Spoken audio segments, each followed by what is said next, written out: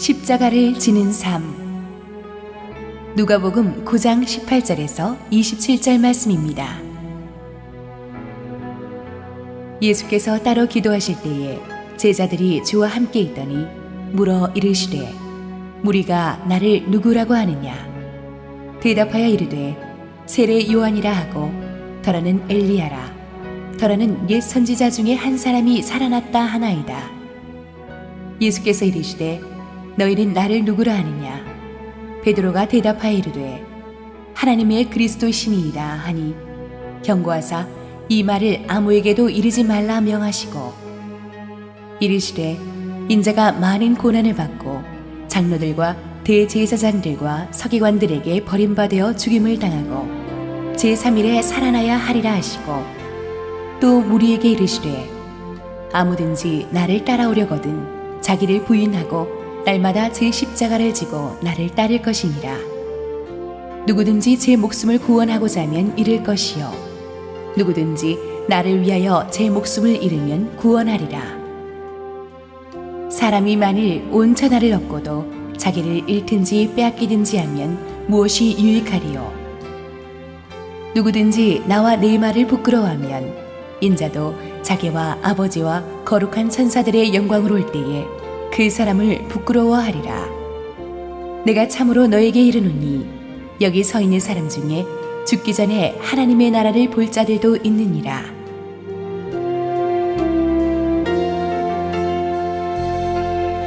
우리 함께 한번 기도하시고 하나님 말씀 보겠습니다. 사랑하는 아버지, 은혜를 감사합니다. 오늘 우리 순환절을 시작하는 이 주일 하나님, 우리 마음을 열고 주께 나아가기를 원합니다. 주님, 오늘 우리에게 말씀하여 주시옵소서. 예수님의 이름으로 기도드렸습니다. 아멘. 어떤 분야든지 탁월한 사람들은 그 문제의 핵심을 잘 짚어냅니다. 공부를 잘하는 학생들은 이 요점을 정확하게 잘 짚어내죠. 핵심을 잘 짚어내면은 시간 낭비를 하지 않습니다. 힘 낭비를 하지 않습니다. 방황하는 게 없습니다. 기독교의 핵심은 십자가입니다. 아무리 예배를 많이 드리고 교회에서 활동을 많이 해도 십자가를 제대로 이해하지 못한다면 믿음의 핵심을 놓치고 있는 것입니다. 그래서 십자가 복음을 제대로 이해한다면 믿음의 핵심을 잡으면 영적으로 흔들리지 않습니다. 3년 동안 제자들은 예수님을 따라다녔습니다. 많은 설교를 들었습니다. 기적도 많이 체험했습니다. 그러나 그들은 아직 예수님의 십자가에 대해서, 예수님의 핵심 사명인 십자가에 대해서 제대로 이해하지를 못했습니다. 예수님께서 오늘의 본문에 나오는 대화를 통해서 이 제자들을 십자가의 핵심으로 인도하신 것입니다. 예수님께서는 오늘의 본문을 기도하시는 것으로 시작하셨습니다. 제자들도 함께 있었는데 예수님이 따로 기도하셨다고 했습니다. 예수님은 항상 기도하시는 분이셨습니다. 기도하지 않는 사람은 자기 마음대로 하는 사람입니다. 기도하는 사람은 하나님의 뜻대로 사는 사람입니다. 예수님은 항상 기도함으로써 하나님의 뜻을 가슴에 품어서 삶을 사셨습니다. 때로는 사람들에 많이 둘러싸여 있다고 해도 이 기도의 고독 속으로 들어가야 되는 때가 있습니다. 기도해서 하나님의 음성을 듣는 사람은 영적으로 방황하지 않습니다. 핵심을 붙잡게 됩니다. 오늘날 교회가 회의하고 잡담하는 시간을 줄이고 기도하는 시간을 더 늘린다면 우리는 더 큰 은혜와 상상을 초월하는 영적인 축복을 체험하게 될 것입니다. 예수님께서 기도하신 후에 제자들과 대화하셨습니다. 사람들이 나를 누구라 하느냐고 물으셨습니다. 이 제자들은 그 말씀을 듣고 시중에 떠도는 사람들의 의견을 전했습니다. 어떤 사람은 예수님이 세례 요한이라고 합니다. 어떤 사람은 엘리야라고 합니다. 어떤 사람은 선지자 중에 한 사람이 살아난 것이라고 합니다. 그런데 이 모든 것들은 예수님의 실체가 아니고 예수님이 이런 사람이었으면 좋겠다는 그들의 희망사항이었죠. 오늘날도 많은 사람들이 교회를 나오면서 하나님의 실체가 아닌 하나님이 이런 분이었으면 좋겠다는 하나님에 대한 희망사항을 갖고 있습니다. 그것은 그들의 욕심을 채워줄 하나님입니다. 그러나 하나님에게 대한 잘못된 생각은 병든 신앙을 만들어내죠. 어떤 사람은 하나님이 자신의 병을 고쳐주는 의사이기를 바랍니다. 어떤 사람은 하나님이 자신의 자식을 좀 성공시켜줄 교육 전문가이기를 바랍니다.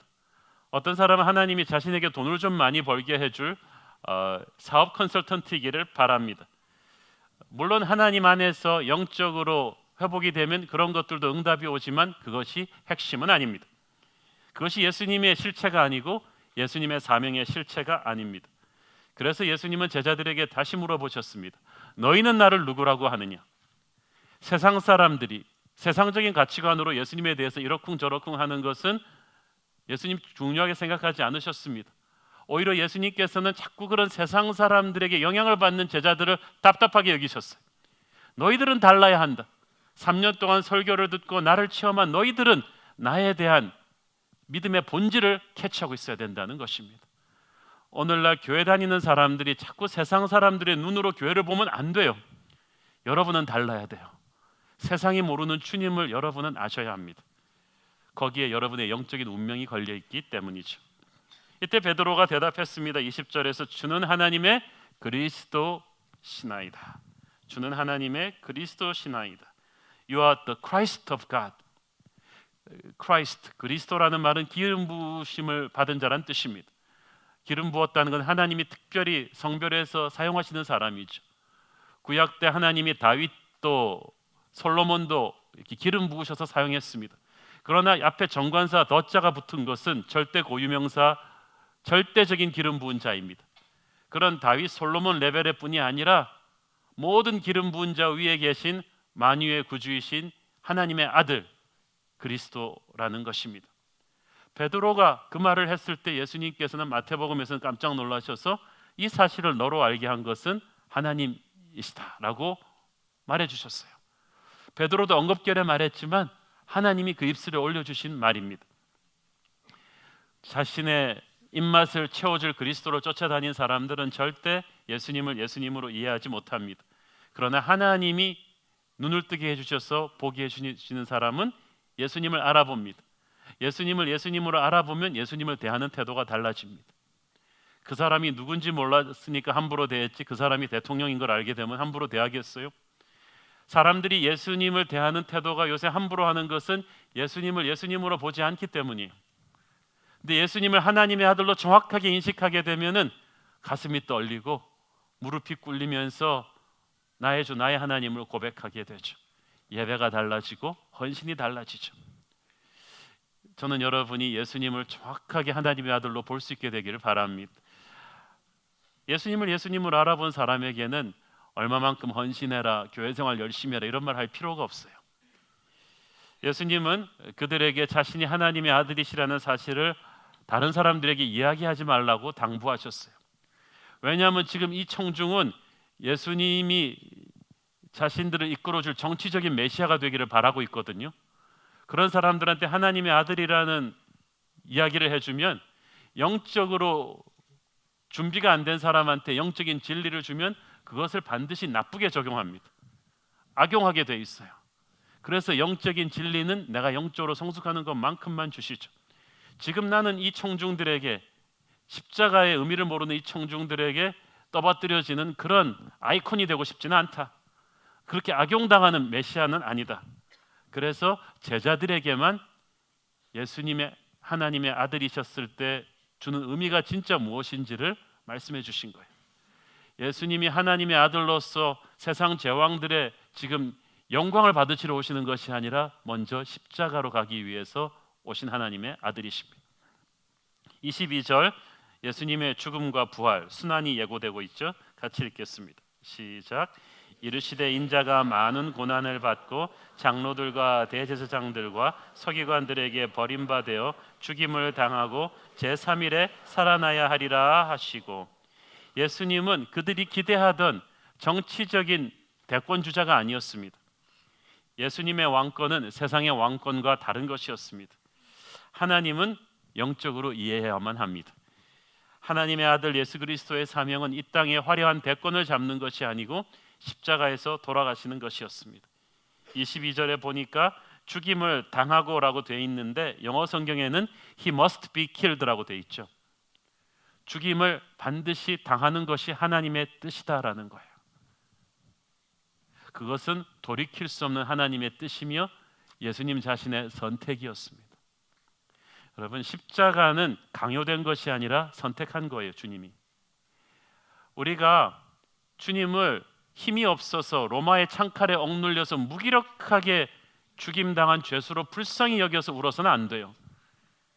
예수님은 스스로 말씀하셨습니다. 내가 취할 권세도 있고 내려놓을 권세도 있다. 내가 원하기만 한다면 당장이라도 하늘아버지께 천군 천사를 요청해서 이 로마를 멸망시킬 수도 있다.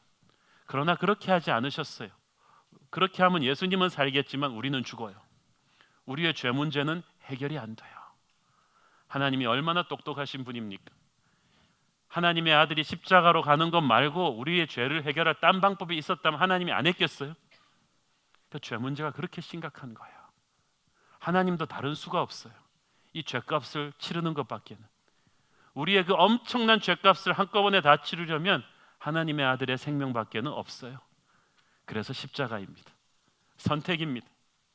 예수님의 그 십자가 죽음과 부활이야말로 우리의 죄값을 치르고 우리를 죄의 사슬에서 끊고 영원한 생명의 자녀로 끌어오는 유일한 길이었습니다. 그 순간에 내 속에 있던 근본적인 죄의 뿌리가 십자가에서 끊겨 나간 거예요. 그래서 우리는 살아있는 것입니다. 이것이 복음이고 이것이 기독교입니다. 우리를 위해서 십자가를 주신 주님께서는 이제 또 다른 십자가가 있음을 말씀하십니다. 주님의 피로 구원하신 우리가 이제 주님을 따르기 위해서 선택해야 되는 십자가, 그것이 제자도입니다. 그것을 오늘 우리에게 요구하는 거예요. 그런데 오늘날 너무나 많은 교회들이 사람들을 끌어들이기 위해서 복음의 사탕발림을 하고 있어요. 교회를 그저 그냥 아픈 상처 치유하는 치유 세미나 하는 곳으로 만들어 버렸어요. 너는 뭐든지 할 수 있다고 격려하는 무책임한 적극적 사고방식의 장소를 만들어 버렸어요. 아니에요. 교회는 무조건 치유해주는 병원도 아니고요, 적극적인 사고방식의 자기개발원도 아닙니다. 교회는 십자가가 있어야 돼요. 십자가 없는 복음은 가짜죠. 십자가의 대가를 적당히 타협해서 전하는 복음은 힘이 없는 복음이에요. 예수님께서는 우리에게 십자가를 지는 삶을 선택하라고 하셨습니다. 23절 같이 읽겠습니다. 시작. 또 무리에게 이르시되 아무든지 나를 따라오려거든 자기를 부인하고 날마다 제 십자가를 지고 나를 따를 것이니라. 여기서 자기 자신을 먼저 부인해야 한다고 하는데, 이 부인한다는 말이 헬라어로 보면 인연을 끊는다는 말이에요. 교제를 끊는다는 말이죠. 근데 어떻게 자기 자신과 교제를 끊어요? 연을 끊어요? 이 말은 내 인생의 주인을 바꾸라는 거예요.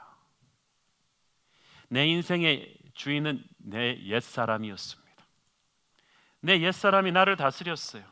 내 옛사람은 내 자존심과 이기심으로 똘똘 뭉쳐 있어요. 내 옛사람은 이 세상에서 습득한 생활 방식으로 가득 차 있어요. 우리에게 이익이 되는 것만 하게 돼 있어요. 하고 싶은 것만 하게 돼 있어요. 편하고 빠른 것만 하게 돼 있어요. 내 옛사람은 교만과 자기 자랑과 반항과 불만과 음모와 술책과 속임수와 욕심으로 가득 차 있어요. 내가 아무리 공부를 많이 해본들 그것은 현명한 악마가 되는 것뿐이었어요. 이것이 바로 우리가 예수 믿기 전에 옛사람인데, 이 옛사람이 내 인생의 조종간에 떡하니 앉아가지고 내 인생을 좌지우지하는 거예요. 자기 자신을 부인한다는 것은 이 꿈틀거리는 옛사람의 리더십에 엑스표를 긋는 것입니다. 내 인생의 조종석에서 그 옛사람을 끌어내리는 거예요. 더 이상 너는 내 인생의 리더가 아니야 라고 말하는 거예요. 정욕과 죄악에 물든 옛사람아, 나는 더 이상 너를 모른다. 나는 더 이상 내 인생의 주인이 아니다. 너 내 인생의 보좌에서 내려와. 그리고 끌어내린다는 거죠. 어떤 분은 예수님 믿고 나서도요, 예수님이 자기 인생의 조종간에 앉아있질 않아요. 계시긴 계시는데 그 손님석에 앉아 있어요. 어떻게 아냐? 중요한 결정할 때 이 사람은 기도해 보지 않고 감으로 해요. 그건 아직도 내 인생을 자기를 부인하지 않은 거예요. 자기를 부인한다는 것은 더 이상 그렇게 사는 게 아니에요. 내 인생의 주인이 내가 아닌데 어떻게 내 마음대로 결정을 해요? 내 인생의 주인이 내가 아닌 사람은요, 기도해보고 결정합니다. 주님이 편한 것을 합니다. 자기를 부인한다는 것은 더 이상 자기 인생의 보좌에, 리더십에 자기가 앉아있지 않는다는 말이죠. 그게 돼야 그 다음 단계로 나갈 수가 있습니다. 그 다음 단계는 이제 세상적인 내가 아닌 영적인 주님이 다스리시는 인생을 사는 것입니다. 그러기 위해서 우리는 날마다 자기 십자가를 져야 한다고 말씀하십니다. 십자가를 진다는 표현을 교회에서 참 많이 씁니다. 그런데 이 말이 너무나 많은 크리스천들에게 오용되고 있어요. 먼저 아무거나 다 십자가라고 하면 안 돼요. 십자가의 거품을 걷어내야 합니다. 자기가 공부 안 해서 낙제해놓고 십자가를 진다, 그렇게 말씀하시면 안 되죠. 자기가 가게 청소 잘 안 하고 손님들한테 불친절하고 아이템 조사, 시장 조사 철저히 안 해서 사업하다 망해놓고 내가 십자가를 지는구나, 하나님의 사람이 세상에서 핍박을 당하는구나, 그렇게 말씀하시면 안 돼요. 여러분이 직장에서 불이익 당할 때 진짜 여러분이 술, 담배 안 하고 교회 나가기 때문에 핍박당하는 것입니까? 아니면 일 잘못하고 게으르고 관계 안 좋아서 핍박당하는데 교회 나가는 걸 여러분이 그냥 이유로 대는 거예요. 아무거나 십자가라고 하지 마세요. 그리고 제가 단언컨대 우리가 겪는 고생의 90%는 우리가 당해서 싼 고생이에요. 우리가 뿌린 대로 거두는 것이 주님의 십자가라고 거기서 말해서는 안 돼요. 십자가는 그것보다 더 깊은 의미의 고통입니다. 십자가는 단순히 우리 자신에게 있는 개인의 문제, 약한 몸이나 실직이나 무능한 부모 이런 것들을 감당한다는 의미만은 아닙니다. 십자가는 내가 그리스도와 함께 운명을 같이 하기 때문에 그리스도를 대적하는 세상으로부터 오는 아픔이에요. 핍박이에요. 내가 치러야 되는 대가죠. 그래서 정말 이 십자가가 순수한가를 봐야 돼요. 이런 의미에서 십자가는 내 옛사람이 죽는 것입니다. 요즘은 힐링이 대세입니다. 그러나 진정한 힐링이 있으려면 킬링이 있어야 됩니다. 내 옛사람을 죽이는 겁니다. 기독교는 교육기관이 아닙니다. 내 옛사람을 잘 가르쳐서 세미나에서 개발시키는 곳 아닙니다. 긍정적인 힘을 가지고 적극적인 사고방식을 가지면 그냥 잘 될 거라는 그런 무책임한 낙관론도 아닙니다. 자기개발서도 아닙니다. 그런 식으로 복음에 물을 탄 기독교를 만들면 안 됩니다. 십자가에다 꽃장식하면 안 되고 십자가에다가 물감칠하면 안 됩니다. 십자가는 십자가일 뿐입니다. 복음은 원색적인 그대로 전해야 되는 거예요. 다이아몬드는 색칠하지 않습니다. 복음에다 뭘 더하지 않는 거예요. 주님께서는 내 옛사람을 교육시키고 치유하고 세미나하고 격려하라 그러지 않았어요. 내 옛사람을 십자가에 죽여버려야 한다고 합니다. 확실한 킬링을 해야 된다는 거예요. 그래야 진정한 힐링이 온다. 갈라디아서 2장 20절 유명한 말씀이죠. 시작. 내가 그리스도와 함께 십자가에 못 박혔나니 그런즉 이제는 내가 사는 것이 아니요 오직 내 안에 그리스도께서 사시는 것이라. 이제 내가 육체 가운데 사는 것은 나를 사랑하사 나를 위하여 자기 자신을 버리신 하나님의 아들을 믿는 믿음 안에서 사는 것이라. 내가 그리스도와 함께 십자가에서 세미나를 하나니, 내가 그리스도와 함께 십자가를 참고 해서 상담을 받나니, 이런 거 아니에요. 죽이는 거예요. 내 옛사람은 고쳐 쓰는 게 아니라 죽이는 거예요. 이게 기독교와 정신상담과 다른 거예요. 우리 각자에게는 죽여버려야 될 옛사람의 잔재들이 있어요. 어떤 사람은 돈에 대한 병적인 욕심이에요. 어떤 사람에게는 부동산이겠죠. 어떤 사람은 자식에 대한 집착이에요. 자기는 사랑이라고 말하지만 그건 집착이에요. 어떤 사람은 분노를 다스리지 못하는 것입니다. 어떤 사람은 습관적으로 남의 험담을 하는 나쁜 습관입니다. 아직도 음란 사이트를 들럭거리는 남자 성도들 계시죠? 이게 다 옛사람의 잔재들이에요. 예수님을 구주로 영접했을 때 죄의 뿌리는 뽑혔는데 죄의 잔재가 남아있어요. 왜냐하면 우리가 그 트랙에서 살아온 세월이 너무 길어서 남아있는 거예요. 근데 예수님이 내 안에 계시는데 그분이 싫어하는 것들을 같이 이렇게 할 수 없어요. 여러분, 사랑하는 사람과 결혼했으면 그 사람이 싫어하는 거 집에서 치워야 돼요. 안 치우고 당신이 좀 적응해, 이럴 수 없다는 거죠. 너무나 많은 분들이 예수님이 싫어하는 옛사람의 잔재들이 있는데 예수님 보고 적응하라는 거야. 예수님 같이 좀 봅시다. 적응하셔. 이러세요, 여러분? 예수님의 보혈로 거듭난 우리가 왜 옛사람을 죽여야 하느냐? 왜냐하면 우리가 예수 믿고 거듭나고 나서 이 땅에 살아있는 것은 주께서 살려두시기 때문인데, 살려두시는 까닭은 우리를 통해서 하나님의 영광을 돌리게 하기 위함이에요. 세상 사람들이 읽는 성경이 바로 우리가 되게 하기 위함이에요. 우리를 통해서 사람들이 주님이 살아계시구나, 하나님의 아름다움이 저런 것이구나. 예수의 향기를 맡게 하기 위함이에요. 그러므로 이 하나님의 영광이 우리에게 걸려 있지 않다면 사실은 그냥 방치해도 되는 옛사람의 잔재들이 많죠. 세상적인 기준으로 볼 때는 뭐 예를 들어서 여러분이 욱하는 성격이 있다고 칩시다. 분노를 확 터뜨리는 것, 그리고 남의 험담 막 하는 것, 세상적인 기준으로는 누구나 그럴 수도 있지 뭐. 술자리에서 나라님 욕도 한다는데 뭐 다 그럴 수 있지 않냐고 하지만 그렇죠. 세상의 법에서 불법은 아니죠. 그러나 그렇게 하는 건 여러분을 보고 누가 하나님을 믿겠냐는 거예요. 누가 하나님께 영광이 돌리겠냐는 거죠. 그래서 예수님께 영광을 돌리지 못하기 때문에 세상이 괜찮다 하는 옛사람도 십자가에 못 박아 죽여야 되는 거예요. 그것이 자기 십자가를 지는 것입니다. 이거 쉽지 않습니다. 근데 중요한 것은 각자 제 십자가를 지라고 했어요. 이 말이 굉장히 중요합니다. 자기가 처한 환경과 주어진 사명과 재능에 따라서 지는 십자가의 무게와 종류가 다릅니다. 그러니까 여러분 옆에 사람 십자가랑 바꿔달라 그러지 마세요. 아유, 저 사람은 너무 편하게 인생 사는 것 같아요. 십자가 바꿔주세요. 바꿔지면 다른데. 항상 남의 떡이 커 보이거든요. 달라요. 주님께서는 자기 십자가를 자기가 지라고 하십니다. 그 누구도 함부로 판단하지 말라고 하십니다. 각자가 버거운 십자가를 지고 가고 있어요. 어떤 사람은 예수 안 믿는 집안에서 유일하게 처음 예수 믿은 며느리로서 겪는 핍박의 십자가가 있어요. 어떤 사람은 집안에 다 예수 믿는데 예수 믿으면서도 돈 욕심은 너무나 많은 물질적인 가치관을 가진 집안에서 진짜 예수님다운 가치관을 가려고 가기 때문에 받는 십자가를 지는 사람이 또 있어요. 이런 사람들마다 지는 십자가가 다 달라요. 각자에게 자기 십자가가 있다는 것. 그래서 우리가 서로를 이해하고 격려해야 된다는 것입니다. 우리 주위에 무수한 사람들이 있어도 자신의 십자가는 자신만의 것입니다. 성도의 교제와 격려가 중요하지 않다는 게 아니라 십자가를 질 때는 고독해져요. 외로워져요.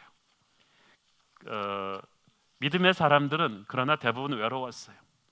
십자가를 진다는 것은 십자가 때문에 주님이 세상으로부터 핍박당하셨듯이 주님을 대적하는 세상에서 나도 주님의 고독을 체험하는 거야. 외로워지는 거야. 그런데 사람들로부터 이렇게 떨어지는 이 고독으로 올 때 이 외로운 십자가가 하나님과의 교제로 더 깊이 들어가는 은혜를 줍니다. 이게 또 충만한 은혜죠. 하나님께서 아브라함이나 모세나 다윗에게 말씀하셨을 때는 친히 말씀하셨을 때는 주변에 사람들이 없던 때였어요. 그러므로 여러분 사람들로부터 격리되고 배신당할 때 외롭다고 그 고독을 너무 싫어하지 마십시오. 그 고독한 가운데 예수님의 은혜가 그의 친밀한 음성이 들리기 시작할 것입니다. 두 번째로 십자가는 예수님 때문에 세상으로부터 받는 핍박입니다. 십자가는 아까도 말씀드렸듯이 아무거나 십자가가 아닙니다.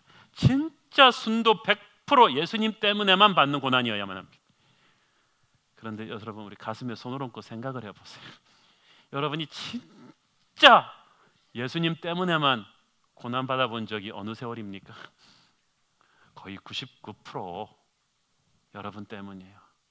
진짜 주부 여러분, 여러분이 예수님을 사랑만 때문에만 남편한테 핍박받는 것입니까? 아니면 남편 밥도 제대로 안 해주고 그 바가지 긁는 거 다 포함해서 예수 믿는 게 사이드로 껴가지고 핍박받는 것입니까?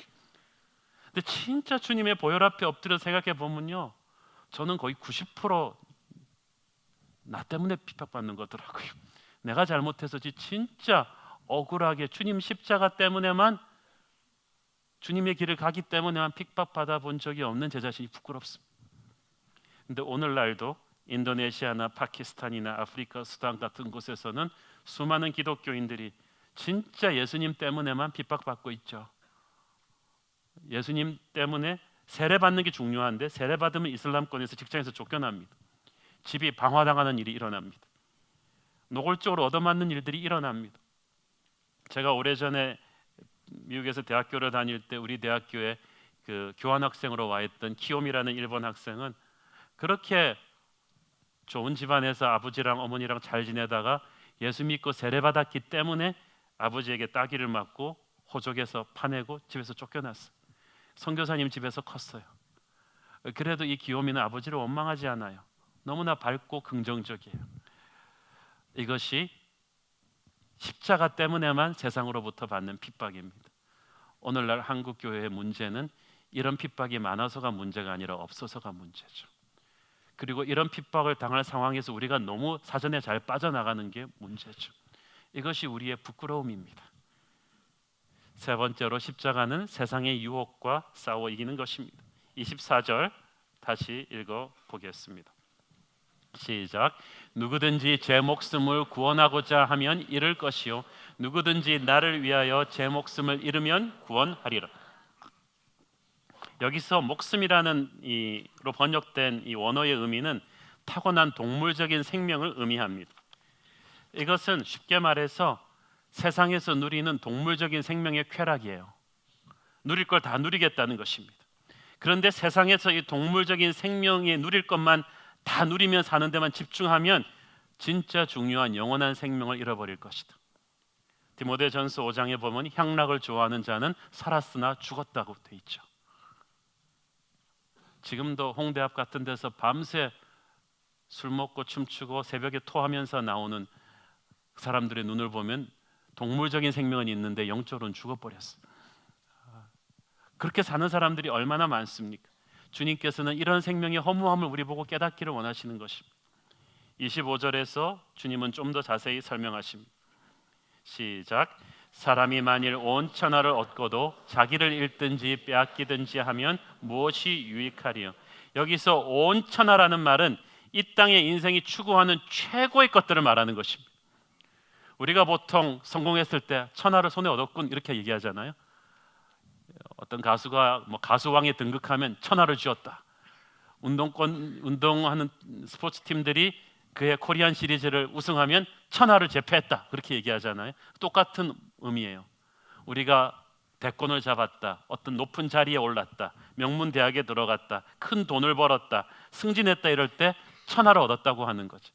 그러나 사람이 생각할 수 있는 모든 이 세상의 돈과 쾌락과 명예와 스릴과 이걸 다 액기스로 모아서 소유했다고 가정을 해보자는 거예요. 그러나 그걸 잡은 그 순간 그날 밤에 이 사람이 죽으면 어떡하겠냐는 거죠. 아무 의미가 없다는 거예요. 아무리 환상적인 가전제품이 집에 있으면 뭐합니까? 전기 나가면 끝인데 생명이 없다는 거예요. 자기 영혼을 잃어버린다는 것은 그런 말입니다. 그러므로 십자가를 진다는 것은 이 세상의 동물적인 삶이 주는 허무함을 깨닫고 그 유혹에 동화되지 않는 것입니다. 영원한 생명을 보면서 그것을 매일매일 넘고 넘어가는 것, 그것이 십자가입니다. 쉽지가 않아요. 너무나 화려하기 때문에, 너무나 우리 주변에 익숙하기 때문에. 그러나 하나님의 사람이 그것을 넘어가면 그는 예수님의 제자가 될 것입니다. 셋째로 십자가는 세상 앞에서 예수님과 복음을 부끄러워하지 않는 것입니다. 26절 같이 읽겠습니다. 시작. 누구든지 나와 내 말을 부끄러워하면 인자도 자기와 아버지와 거룩한 천사들의 영광으로 올 때에 그 사람을 부끄러워하리라.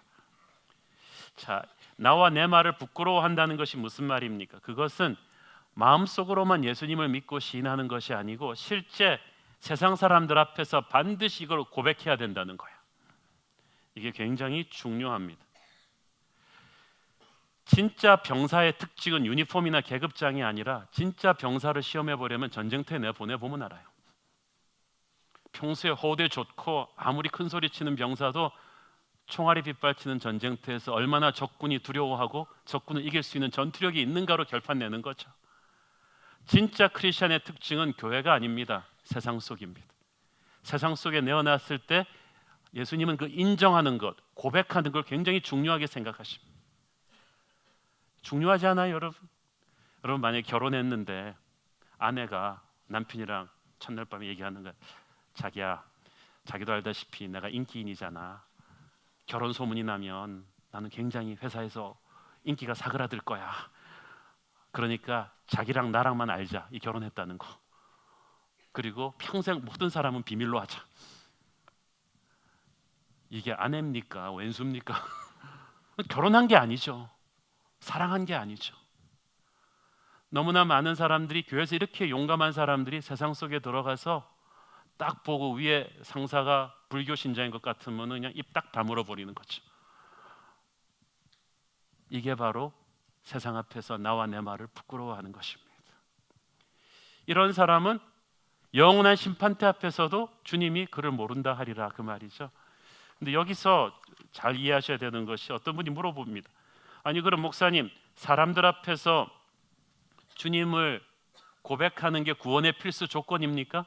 그거 안 하면 구원 못 받는 것입니까? 하는데 질문이 잘못된 거예요. 그건 구원의 조건이라기보다는 구원의 열매라고 보는 것이 정확하죠. 저는 거꾸로 이 말의 의미를 그렇게 봅니다.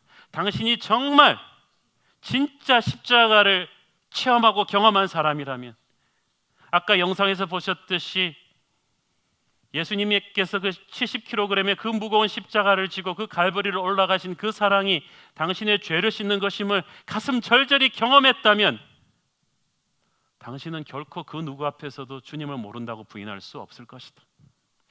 그거죠. 그것은 구원의 조건이 아니라 열매다라는 거야. 당신이 진짜 그 여자를 사랑한다면 골방에서뿐만 아니라 전 세계 앞에서 그 여자와 나는 결혼했다고 선포할 수 있을 것이죠. 사랑이 깊으니까, 진실하니까 그렇게 할 수 있는 거예요. 주님께서 그렇게 말씀하시는 거죠. 네가 정말 내 십자가를 경험한 사람이라면 세상 앞에서 그렇게 말할 것이다. 그리고 나는 영혼의 나라에서 나도 너를 부끄러워하지 않고 자랑스러워할 것이다. 주님께서 그 치욕의 십자가를 감내하면서도 한 번도 우리를 부끄러워하신 적이 없는데, 우리가 세상 앞에서 그 귀하신 주님을 모른다고 부끄러워한다면, 우리 상사가 예수 믿지 않는다고 해서, 예수 믿는 사람을 왕따시키는 분위기라고 해서 내 주님을 부끄러워한다면, 그게 과연 십자가를 제대로 체험한 크리스찬이라는 거죠. 바로 그 얘기입니다.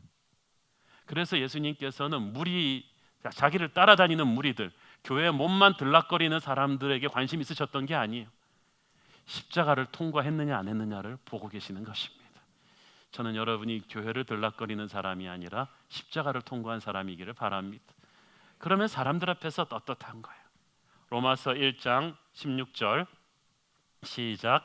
내가 복음을 부끄러워하지 아니하노니 이 복음은 모든 믿는 자에게 구원을 주시는 하나님의 능력이 됨이라. 먼저는 유대인에게요 그리고 헬라인에게로다. 내가 복음을 부끄러워하지 아니하노니. 저는 이 말이 너무 좋습니다. 여러분, 복음을 부끄러워하지 마십시오. 복음을 부끄러워하는 사람 절대 전도 못합니다. 복음을 부끄러워하는 사람 절대 세상을 바꿀 수 없습니다. 여러분이 철진한 옷 입는 거는 부끄러워하면서 진짜 부끄러워해야 될 것이 무엇인지를 여러분은 아십니까? 진짜 부끄러워해야 될 것은 나를 구원하신 예수 그리스도의 사랑을 고백하지 못하는 걸 부끄러워해야 되는 거야. 오늘날 이중적인 크리스찬들이 세상 앞에서 예수님을 부끄러워하는 까닭은, 복음을 부끄러워하는 까닭은 세상이 두렵기 때문이에요. 조금만 핍박을 받으면 우리는 금방 두려움의 노예가 됩니다. 기독교를 싫어하는 직장 상사가 눈만 조금만 부라려도 금방 기가 죽습니다. 두려움이란 자기 자신을 바라볼 때 생기는 불안감이죠. 세상을 바라볼 때 오는 위압감이죠. 믿음은 하나님을 바라볼 때 오는 자신감이죠. 평안함이죠. 담대함이죠. 예수님은 제자들에게 세상을 바라보며 두려워하지 말라고 하십니다. 주님을 바라보며 담대하라고 하십니다. 우리가 세상을 두려워하지 않아야 되는 이유는 세상보다 더 크신 분이 우리의 주님이시기 때문입니다. 누가복음 12장 4절 5절 시작. 내가 내 친구 너희에게 말하노니 몸을 죽이고 그 후에는 능히 더 못하는 자들을 두려워하지 말라. 마땅히 두려워할 자를 내가 너희에게 보이리니 곧 죽인 후에 또한 지옥에 던져넣는 권세 있는 그를 두려워하라. 내가 참으로 너희에게 이르노니 그를 두려워하라. 사람들은 지금 눈에 보이는 내 육체를 조일 수 있는 사람을 두려워하죠. 내 보직을 결판짓는 내 직장 상사, 권력자, 힘 가진 사람들을 두려워하며 눈치를 봅니다. 그들이 내게서 의식주를 빼앗고 육체를 학대할 수는 있습니다. 그러나 거기서 끝입니다. 그들이 내 영혼을 좌지우지할 수는 없습니다.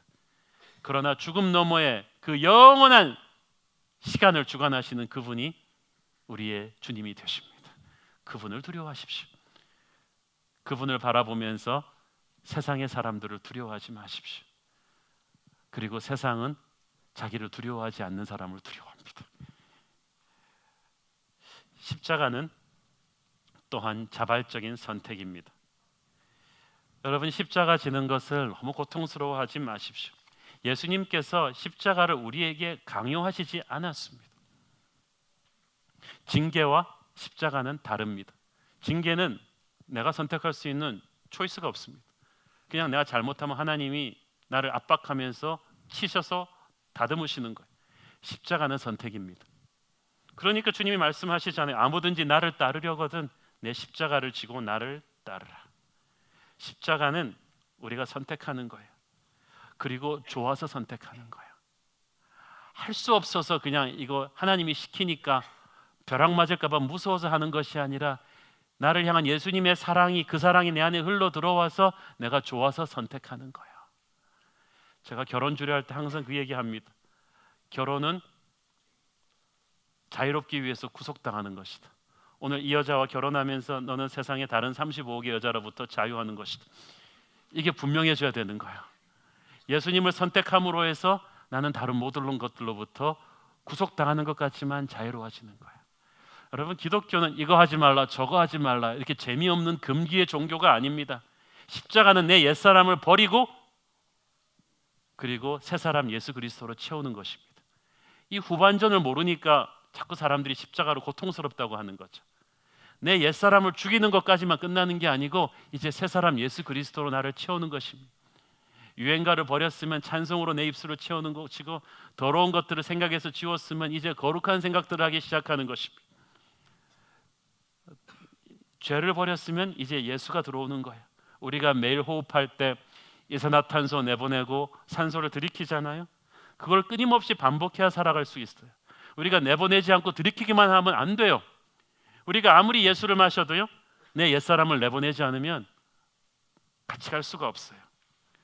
그래서 예수님이 기뻐하지 않는 것들을 계속 내보내면서 살아계신 예수의 영을, 성령의 가르침을, 말씀을 들이키는 거예요. 그렇게 살아가는 것입니다. 그래서 이제 점점 갈수록 우리 인생이 아주 심플해져요. 예수님만으로 충만해집니다. 우상 숭배하는 삶의 특징은 복잡하다는 거죠. 그러나 성령 충만한 삶은 심플해져요. 아주 간결해져요. 왜냐하면 내 인생에 이제 예수님 말고는 다른 영웅이 없어요.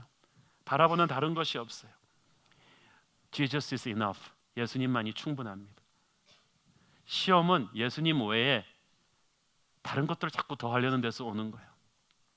요즘 기독교가 무기력해졌다고 사람들이 말하면서 사람들을 더 끌기 위해서 예수님만으로 충분하지 않은 것처럼 예수님에다 이것저것 갖다 붙이려는 시도들이 너무나 많아요.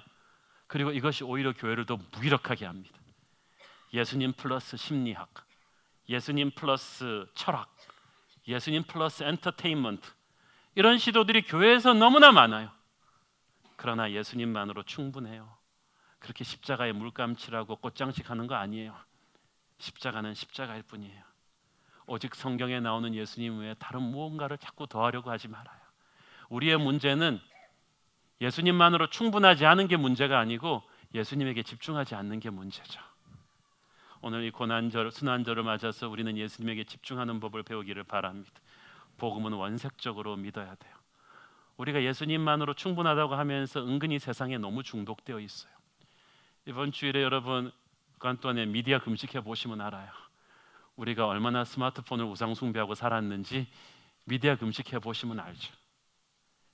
23절을 보니까 날마다 제 십자가를 지라고 했습니다. 이 십자가를 져가는 과정은 평생 가는 거예요. 날마다 지는 거예요. 예수님은 부흥회할 때 반짝하는 그런 영성을 보고 감동받으시는 것이 아닙니다. 예수님은 우리의 인생 걸음 전체를 보시는 거죠.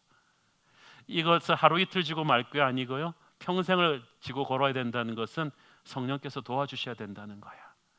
저는 여러분이 이 십자가를 지는 결단을 하면서 성령 체험하기를 바랍니다. 그것은 기쁨이 될 것입니다. 주와 같이 길 가는 거 어찌 기쁜 일이 아닌가. 어떤 분이 물어봅니다. 목사님 하니까 너무 재미없지 않냐. 술 담배도 못하고 이렇게 잘 놀지도 못하고 어디 가서 몸거짐도 조심스럽고 이게 너무 힘들지 않냐. 저는 죽었다 깨어나도 목사할 거예요. 여러분이 예수님 믿은 거 후회하십니까? 예수 믿어서 집사 장로 되고 크리스찬이라고 사람들이 지켜보는 게 그렇게 불안하십니까? 이것이 최고의 길입니다. 주와 같이 길 가는 것이 어찌 기쁜 일이 아닌지. 주님은 십자가를 지고 여러분이 인상 쓰면서 걸어오기를 원하지 않으십니다. 왜냐하면 십자가의 끝이 십자가가 아니에요. 십자가의 끝은 부활입니다. 십자가의 길이 어렵지만 그 고통이 영원히 가는 거 아니죠. 예수님도 십자가에 6시간만 달려 계셨어요. 그 끝에 부활이 있어요. 주님께서는 하나님의 자녀들이 십자가에 계속 달려있기를 원하지 않으십니다. 십자가가 자기의 일을 끝냈을 때 부활 생명이 찾아와서 그 자리를 대신했죠. 십자가 다음으로는 기쁨으로 충만한 부활이 기다립니다. 그러나 부활 전에는 반드시 십자가를 거쳐가야죠. 십자가를 거치지 않고 부활을 맞으려는 것도 문제고 십자가에 머물러 있으려는 것도 문제예요. 외롭고 힘들어도 여러분 주님이 지신 십자가를 같이 지고 걸어가십시오. 그 끝에서 여러분은 부활의 영광을 경험하게 될 것입니다. 승리를 경험하게 될 것입니다. 근데 문제는 십자가를 져서 거기서 옛사람이 죽지 않고 기절만 하니까 이 부활도 찝찝한 거예요. 기절했다 일어나면 마치 그냥 선잠 자다 깬 것처럼 이게 찝찝한 거예요. 죽었다가 살아난 사람에게는 능력이 임하는데 기절했다 깨난 사람은 그냥 무기력하게 사는 거죠. 기절하지 말고 확실히 죽기를 바랍니다. 기독교는 나쁜 일 하지 말라는, 그리고 좋은 일 하라는 윤리 도덕의 종교가 아닙니다. 어떻게든 그냥 잘 될 거야 라는 근거 없는 낙관주의 아닙니다. 넌 뭐든지 할 수 있다, 네 자신을 믿어 라고 무조건 격려해주는 뉴에이지적인 자기개발서도 아닙니다. 기독교의 핵심은 십자가입니다. 내 인생은 치유할 수 없고 고쳤을 수 없고 격려할 수 없고 옛사람은 죽여야 됩니다. 천지를 다스리시는 주님께서 십자가에서 죽으심으로 우리를 죄의 권세에서 건져내셨어요. 그분을 구주로 영접하는 그 순간부터 운명이 바뀌죠. 이제 우리는 십자가에서 옛사람이 완전히 죽는 킬링을 지나고 나서 완전한 힐링으로 나오게 될 것입니다. 그 십자가의 능력으로 날마다 죄의 능력을 이겨내는 여러분 되기를 축원합니다. 기도하겠습니다. 사랑하는 아버지, 보배로우신 주님, 주님이 십자가에서 매달리셨던 그 엄청난 그 사랑이 얼마나 큰 것인지, 그 십자가 보혈에 담긴 그 사랑의 넓이와 높이와 깊이가 어떠한 것인지를 함부로 여겼던 우리를 용서하여 주옵소서. 아직도 우리 안에 꿈틀거리는 옛사람의 자아가 오늘 완전히 십자가 앞에서 부서지고 깨어지게 하여 주옵소서. 이제 주님의 뒤를 따라서 십자가를 지고 가며 주님 지신 고난 나도 같이 당하게 하여 주옵소서. 그래서 주님 부활하시는 능력으로 나도 새롭게 일어나기를 원합니다. 예수님의 이름으로 기도했습니다. 아멘.